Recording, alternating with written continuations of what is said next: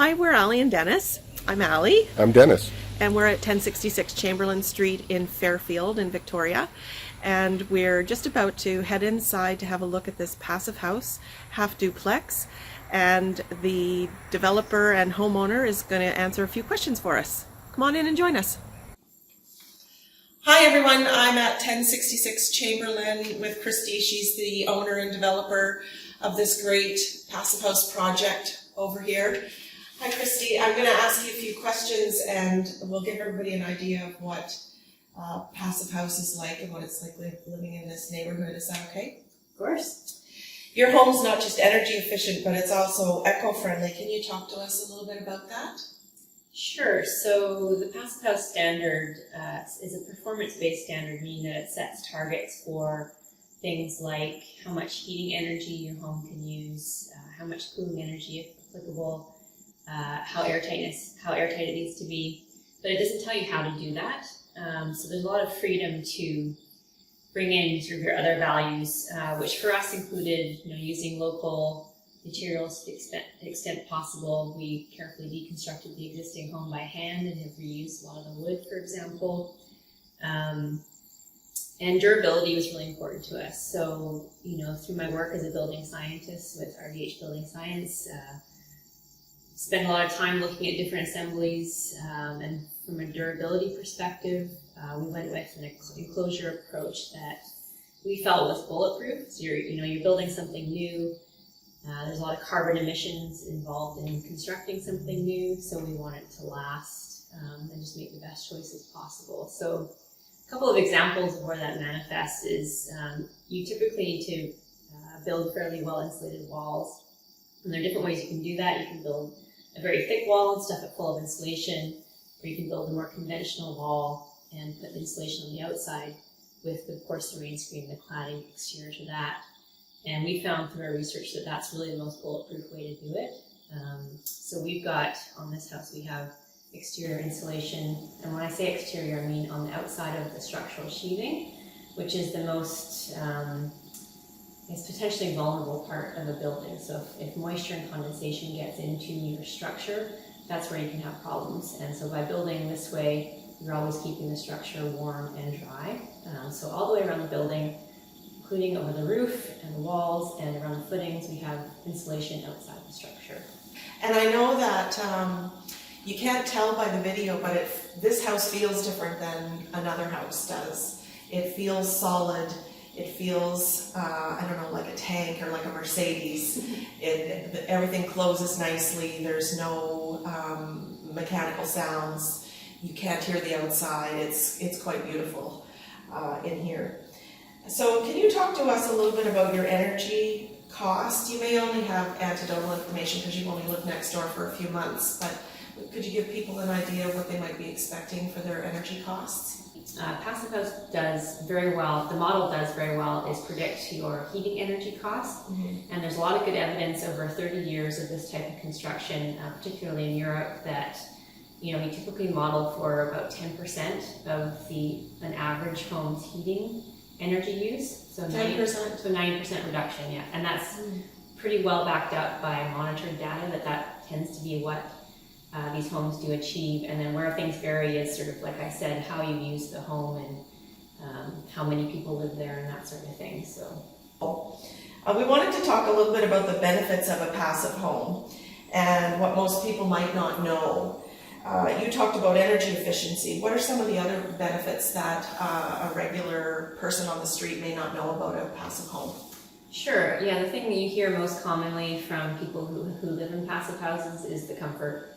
So you alluded to that earlier. You can sit next to the window in the winter and feel comfortable. There isn't really this sort of gradation if you're close to the window or the middle of the room in terms of temperature. It's very constant everywhere. There are no drafts.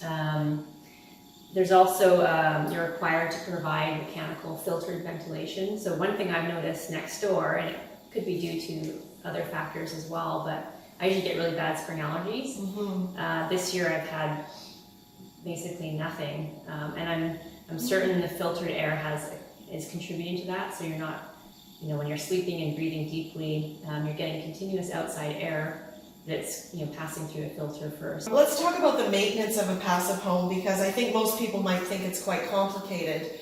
And when you get into the nitty-gritty of the mechanicals, it does sound a little bit complicated. But can you walk us through a little bit about the maintenance if somebody were to buy this home, what their regular maintenance would be like? Sure, and maybe first it might be beneficial to describe what the systems are. Sure, yeah, that'd be great. So really it's easiest to think about it. What's different from a normal home that say has a furnace is that your heating ventilation system is all one. With a passive house and a lot of other high-performing buildings, you're separating those functions. So you have a ventilation system, and then you have your heating or your heating and cooling system.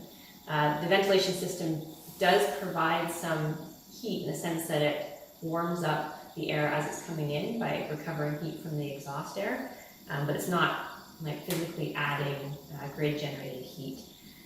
So in this home, the heat is provided by a hydronic system. So we have in-floor heating in the polished concrete floors, and that's provided by a CO2 heat pump, which does the hydronic floor as well as the domestic hot water. So that's one system. The CO2 part of it is the refrigerant. So conventional heat pump uses something like R410A that has a fairly high global warming potential compared to CO2. Mm-hmm. And these newer CO2 heat pumps use CO2, so equivalent to CO2. So a lot better, if there is leakage, which are quite common in more conventional systems. So then on the ventilation side, there's a Zender heat recovery ventilator.